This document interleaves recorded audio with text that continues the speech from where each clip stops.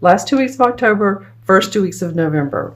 Okay, so let's see what the last 2 weeks of October hold for Cancer. This card continues to come up. The universe is wanting us to have patience and also to rebirth, to look at what's good in our life and what is not so great, and allow yourself to go with what makes you happy and the good and the flow of things and not the blockages.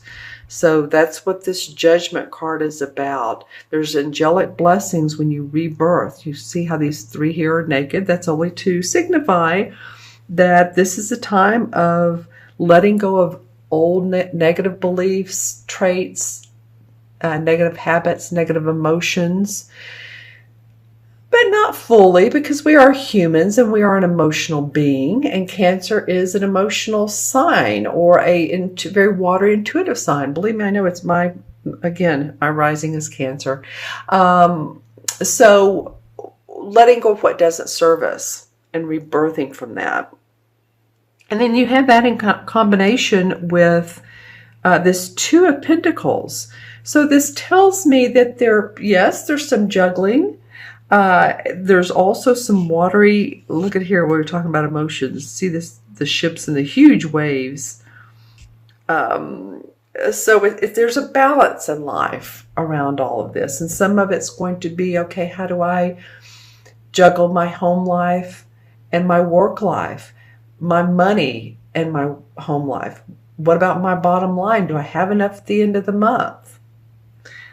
You know, it feels like to me, we're going through so many crazy times right now. I don't know how else to say it. Here, just in America, the hurricanes, the political, well, that's all over the world. The fires in California, the earthquakes in Mexico. I'm feeling like the call is to tune into your divine self, into your inner self. Speak with your angels, your guides, those around you. Make a connection with your angels and guides, right? Ask your God for assistance in whatever you need. There's nothing wrong with asking, is there? Okay, let's look at the second two cards of the first 2 weeks of November. All right. We have two Pentacle cards. So this is about the money, body. It's about our physical health as well. So anything Pentacle-wise represents external, like I said, land, property, anything we see on the visual on the outside. The swords are about our thinking. And this is a major arcana card. So there's something about your physical body, your health, your money. You're going to be, and I don't know why I'm looking at the second card first on both of these. I usually don't do that, but for me, this feels right. This is the Seven of Pentacles. This card usually represents taking a little bit of a breather from what is going right for you and really analyzing and planning your money, what's going to serve you bottom line wise. What clients do you want to keep and what clients do you not need anymore if you're in business for yourself? And I don't say not need anymore, but aren't serving your highest good or taking up more time than they need to and you're not charging enough.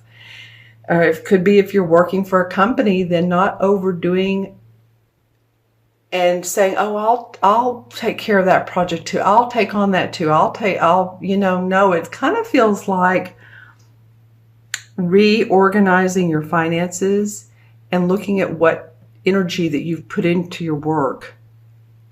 And again, what's working for you, what's successful. This Queen of Swords is interesting. She is a person. It represents an Aquarius, an air sign, Aquarius, Gemini, or Libra, Sun, Moon, or Rising. She is someone who is decisive. She's analytical. She plans. She's very direct. She can almost be a little bit too direct and sharp with her words sometimes. So I'd love for you all to put in the comments below who this queen may be. I feel like she's giving you direction. She's giving you either solicited advice or possibly unsolicited. But I do feel like that this queen is, now put in the comments below who this might be in your life. For me, I'm getting that she's helpful. She may come across as needing more water, more Cancer type of attitude, but she could be a person that is helping you, giving you suggestions, mentoring. She may be a wife, or she could be a husband, and she's just saying, you need to do it this way, you need to do blah, blah, blah, blah. And I'm sorry, I don't mean to just, she may blah it out sometimes is what I'm saying. So I think she's helpful to you, Cancer. If it's overwhelming sometimes, then you may just want to say, hey, okay, I appreciate your advice. 5 minutes is enough, and let's let's take another 10 at another time. She may also be in the professional world. She could be a therapist. I don't know why I'm getting these terms, because this doesn't necessarily fit. It can, absolutely. Someone who helps you grow. Therapist, mentor, coach, life coach. Someone who wants to help you organize your life. All right. Now put in the comments below for sure. I want to see what this transition card from one month to the other looks like. Let's see. Da, da, da, da. The Queen of Cups. Well, this is fun because in the first reading I did for this month, you guys are the 1, 2, 3, 4, 5, 6, 7th. The first one I did, I believe, was Capricorn. I believe. And I feel like it's the same two queens. I know it's the Queen of Cups. It may not have been Swords, but anyway, they had two queens in their reading as well. So there's a lot of essence around channeling your inner. Well, this is a water sign. So this is you channeling your inner Cancer. Your inner, and by that I mean your inner intuitive psychicness, gut feelings, your inner knowing, your third chakra, your inner power. So we're also where our third chakra is, where the emotions are stored. So it might be that this judgment card is saying, okay, what's working for you, Cancer? What's going to make Cancer, and you would embody who you are. When you embody who you are, you're the psychic one, the nurturer, and not give away all of your energy, but you embody this queen. Then I think that, you have help from others, and you know when to take that rest and analyze. Okay. Let me look into my crystal and see what else comes up for Cancer. Okay, October 15th through November 15th. I'm trying to see what this visual is here. All right. Well, some of you spending time outdoors is a good thing. That's probably a good thing for a lot of you. In most parts of the world, this is a good weather month to month. So hopefully you can do that. I'm just getting a lot of what I'm seeing. Why I'm saying this, I'm seeing birds, I'm seeing rocks, and it feels very calm. So possibly hiking, walking, swimming indoors, any of those things, being around water. There's actually, I'm getting 3 different things you can do. I'm also getting 2, as I look into the crystal, lighting candles at night, saying prayers, also listening to meditations or doing meditations at night. Very, very good for you guys. I feel like you're making a direct connection with your source when you do that. I'm seeing 2 lights come together. And when they start to come together, it's beautiful.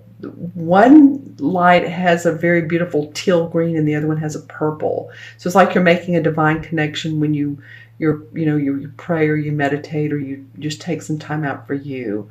That's so important for everyone right now, actually. But I'm seeing that when these two beautiful lights come together, they make harmony. Let's see, anything specific about this? Some of you are reading some type of manuscripts, and it comes in two different ways. It can be like you're reading, like if you're an actor and you're reading a manuscript, or you're doing commercials, or it can be like historical manuscripts, historical documents, symbolism, say from the Egyptian area. And I know that unless you can read that writing, but I feel like some of you guys are interested in that. And I'm seeing a castle. So any of you all that like to explore castles and think about, and just the feeling of thinking about castles and what went on in the castles in those times. So there's a little bit of history going on with some of you. Now, again, these messages will resonate with some Cancers, and then some of you they won't. It's interesting. I always say watch your moon and your rising sign too.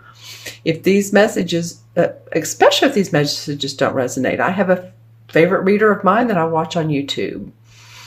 And for October, for my birth month, nothing she said, nothing hit home. And so I was like, well, I guess I'll watch my moon and rising, and the rising is what did. So,